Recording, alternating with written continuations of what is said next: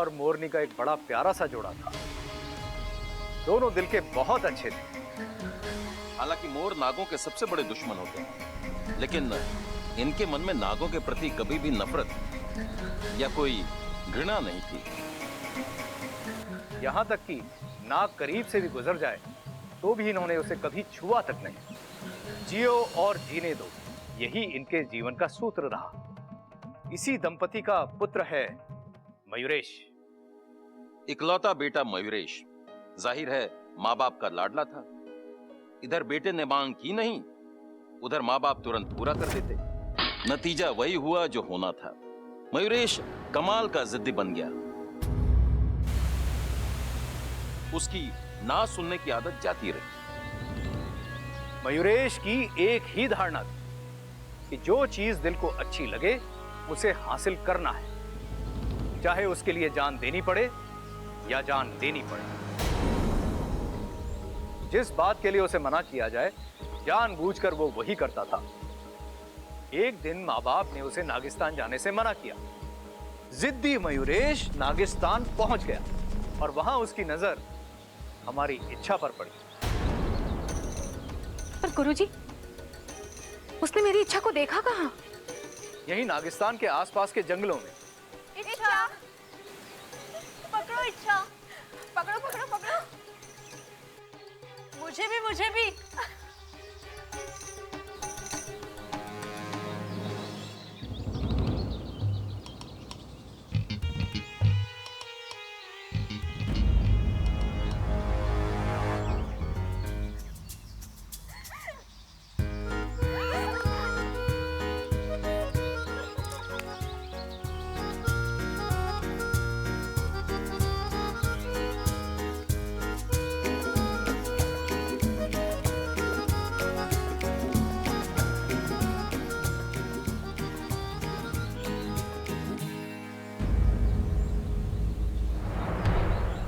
अपने इच्छा की खूबसूरती देखकर वो सम्मोहित सा हो गया।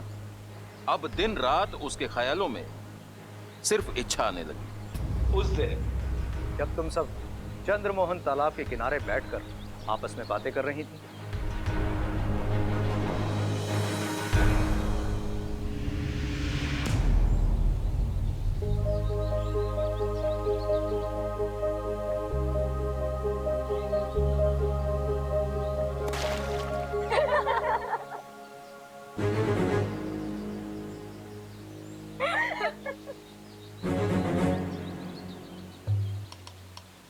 इच्छा की खूबसूरती तो दिन ब दिन बढ़ती जा रही है।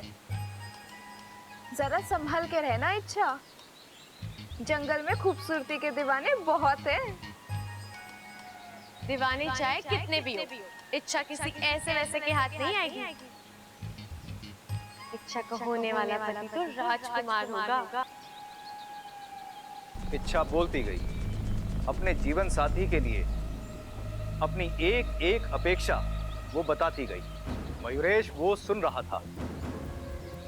इच्छा की अपेक्षाओं के साथ अपने आप को तोल रहा था और उसने ये फैसला कर लिया कि इच्छा से अगर पूरी दुनिया में कोई शादी करने योग्य है तो वो है सिर्फ मयूरेश।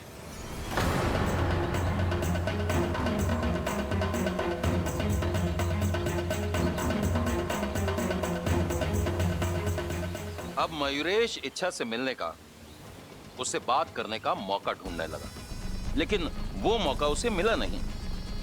एक दिन अचानक इच्छा नागिस्तान से चली गई। मयूरेश उसे ढूंढता रहा। तभी कुछ सर्पों की बातों से उसे पता चला कि इच्छा पहलवानों की हवेली में रह रही और इसीलिए वो उसके पीछे वहां जा थमा। लेकिन एक बात पक्की है इच्छा, मयूरेश बहुत जिद्दी है। वो अपनी मनमानी करता रहेगा और इतनी आसानी से तुम्हारा पीछा नहीं छोड़ेगा। जानती हूँ गुरुजी, लेकिन मैं उससे नहीं डरती।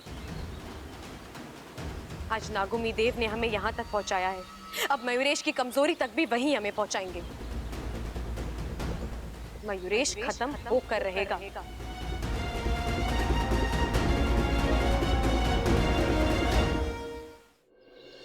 के बात है दादी, मयूरेश ने क्यों बुलाया हमें यहाँ?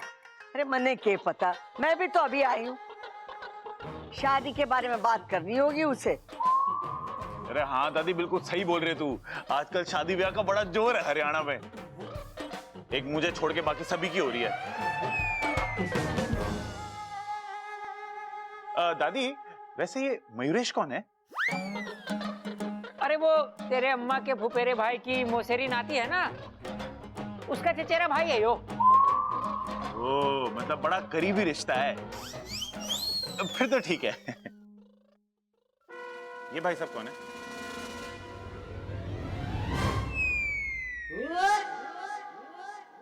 क्या बात है छोरा, तूने हम सबको यहाँ क्यों बुलाया है? दादी जी, एक खुशखबरी देनी है। मुझे अमेरिका में नौकरी मिल गई। छोरा, ये तो बड़ी खुशी की बात है। ममता, जाके मिठाई लेके आ। दादी जी, मिठाई तो मैं खिला ही दूंगा, लेकिन एक समस्या है। समस्या? दादी जी, मुझे 3 दिन में अमेरिका जाना है। 3 दिन बाद? जी, कंपनी की शर्त है, ज्वाइन करना है तो अभी करो, वरना नौकरी हाथ से गई। उसका मतलब तो ये हुआ छोरे कि तेरे पास बहुत कम दिन है। जी अंकल जी, इसीलिए मैं सोच रहा था कि अगर जाने से पहले मेरी और इच्छा की शादी हो जाए तो। देख छोरे, इतनी जल्दी तो शादी ना हो सके। अंकल जी, अगर मेरी इच्छा से शादी हो जाती है तभी तो मैं उसको अपने साथ ले जा पाऊंगा, और मैं दोबारा कब आऊंगा मुझे पता नहीं, और शादी कब होगी। इसीलिए अगर आप सबकी हाँ हो तो मैं अपने माजी पिताजी को बुला लूं। 1 मिनट, तुम्हें नौकरी मिली, अच्छी बात है, उसके लिए बधाई हो। लेकिन ये 3 दिन में शादी, वो तुम भूल जाओ। बबल तू। अरे दादी, ये कुछ भी कह रहा है। हम इसे ठीक से जानते भी नहीं है, तो इच्छा के साथ शादी कैसे करा दे? अगर आप सब भूल गए हैं तो आपको फिर एक बार याद दिला दूं। इच्छा ने पहले ही इसे शादी के लिए ना कहा है।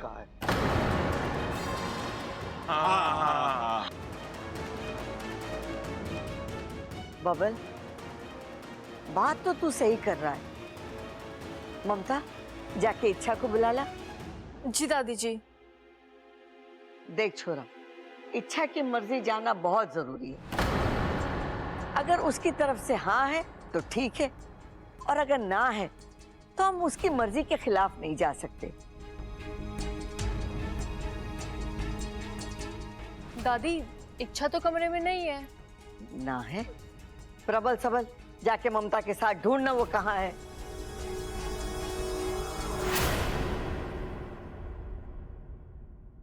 इच्छा! इच्छा!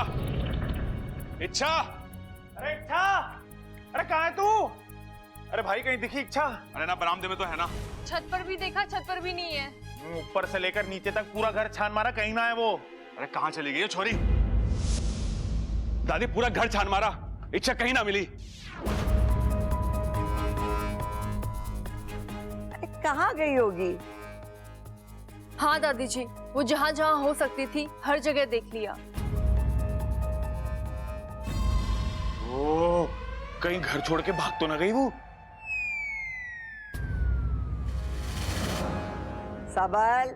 अरे हाँ दादी, उसे बीच बीच में घर छोड़ के जाने के ना दौरे पड़ते हैं, इसीलिए मैंने सोचा कि कहीं वो। अरे चुप कर बावले, यही कहीं होगी। अचानक कहाँ जा सकती है इच्छा? कहीं मुझसे डरकर? इच्छा, तुम कहीं भी जाओ, मुझसे छुपकर रह नहीं पाओगी। इस परिवार की किसी एक की चीख तुम्हें वापस लाने के लिए काफी है। पहला निशाना बब्बर। ये लो, आ गई। छोरी, तू कहाँ चली जाती? कब से तुझे ढूंढ रहे थे। वो दादी, मैं कुछ अपने जरूरी काम से बाहर गई थी। आपको मुझसे कुछ काम था? ना ना छोरी, मने काम ना था, मयूरेश को काम था। देख छोरी, इसे नौकरी मिली है परदेश में, और इसे इसी हफ्ते अमेरिका जाना है। और ये चाहता है कि जाने से पहले तेरे साथ शादी हो जाए, ताकि वो तुझे भी अपने साथ ले जाए। अब तू बता छोरी, तेरी क्या मर्जी है? तू ये शादी के लिए राजी है या नहीं?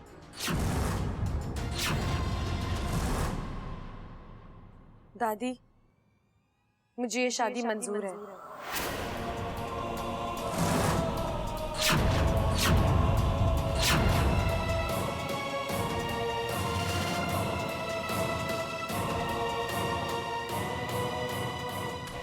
छोरी ने हाँ कर दी है, अब शादी की तैयारियां शुरू करो।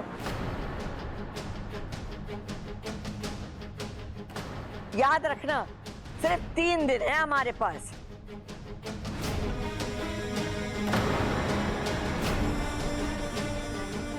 ये छोरा, तू अपने माँ बाप को भी बुला ले।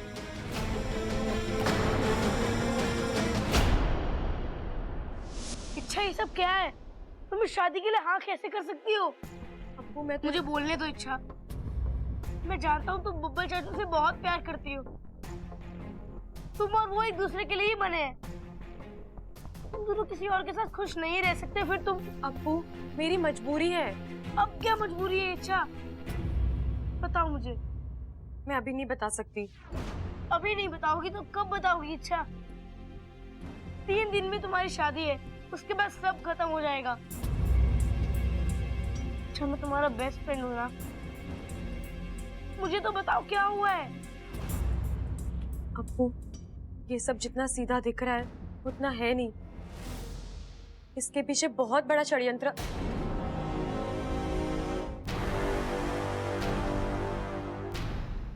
अब्बू, मैं तुझसे बाद में बात करती हूँ, ठीक है? तू अभी जा।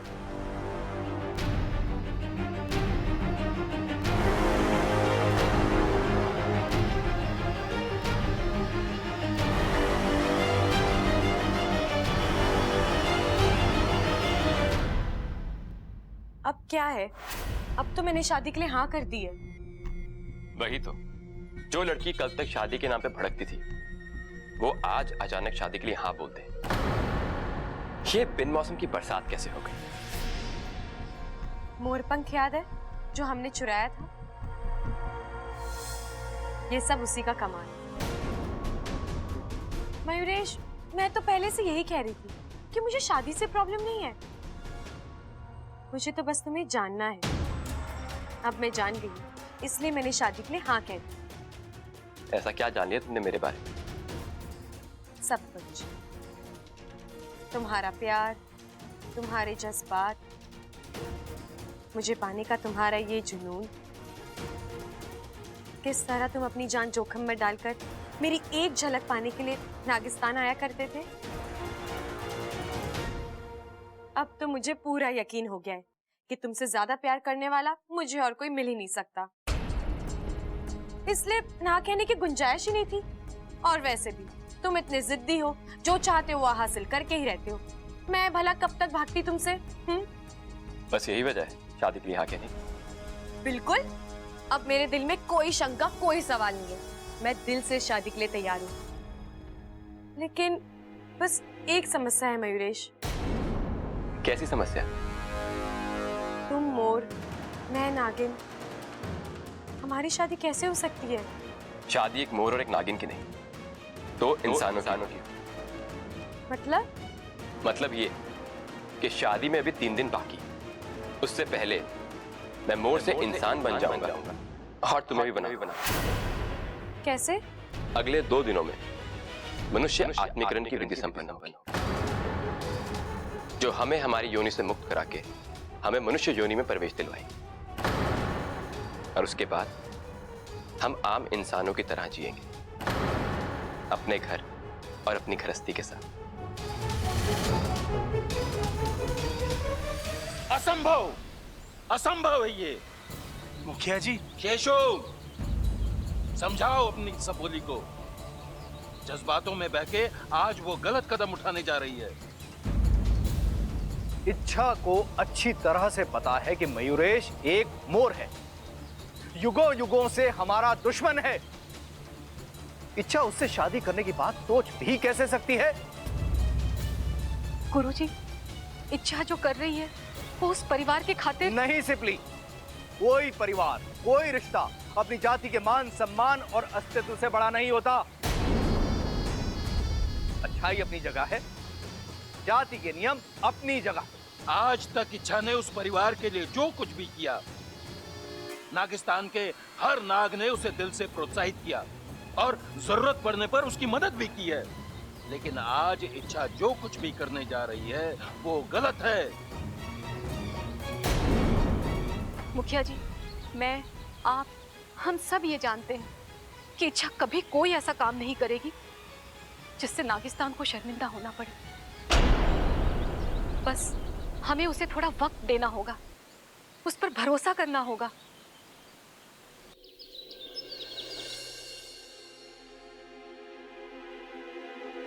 इतनी भी क्या जल्दी है? मुबारकबाद तो लेती जाओ।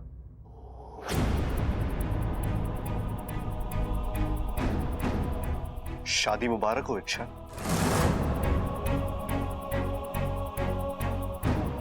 ऐसा ही होता है जब हम अपने दिल के खिलाफ जाकर फैसला करते हैं तो उन फैसलों को खुलकर जी भी नहीं पाते। मना किया था ना मैंने हाँ करने के लिए, तो फिर तुमने शादी के लिए हाँ क्यों कहा? ना करने की कोई वजह ही नहीं थी। मयूरेश अच्छा लड़का है, पढ़ा लिखा है, सुलझा हुआ है, मुझे चाहता है, फिर मैं उसे। लेकिन मैंने मना करने के बावजूद तुमने। प्लीज, जिंदगी मेरी है, मर्जी मेरी है, मैं चाहे जो फैसला करूं, आपको मुझे रोकने का कोई अधिकार नहीं। अधिकार है मुझे, क्योंकि मैं तुमसे प्यार करता हूं और ये भी जानता हूं कि तुम भी मुझसे उतना ही प्यार करती हो।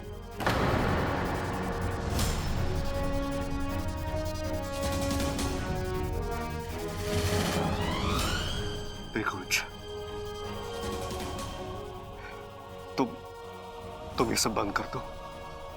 हाँ, मुझे नहीं पता तुम ये सब क्यों कर रही हो, लेकिन तुम्हारा ये खेल मेरी जान ले लेगा। प्लीज।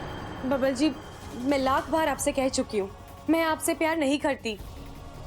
फिर भी अगर आपको कल्पनाओं में जीना है तो ठीक है, वो आपकी मर्जी है। मेरे लिए तो अब एक ही हकीकत है, मैंने मयूरेश को हाँ कर दी है और मैं उससे शादी कर रही हूँ।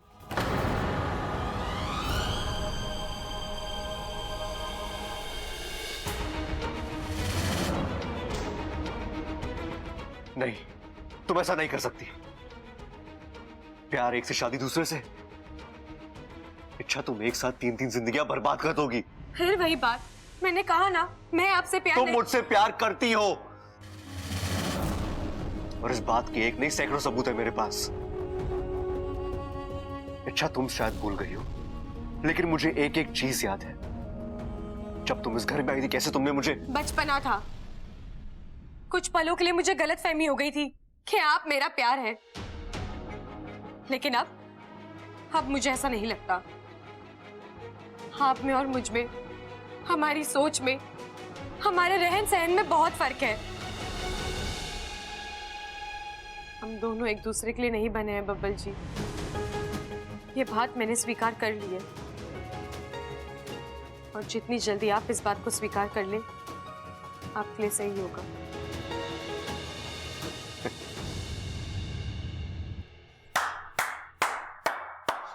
वाह इच्छा, वाह, तुम्हारे जज्बात ना हुए मौसम हो गया। हर 4 महीने बाद बदलते रहते हैं। गलती मेरी थी कि मैंने आंखें बंद करके तुमसे। अब तो आपकी आंखें खुल गई है ना, तो मेरा पीछा करना छोड़ दीजिए और हाँ, अपने लिए भी कोई अच्छी सी लड़की ढूंढकर आप शादी कर लीजिए। मुझे यकीन है आपको मुझसे बेहतर लड़की मिल जाएगी। मेरी राय के लिए बहुत बहुत शुक्रिया, लेकिन आज एक बात साफ हो गई,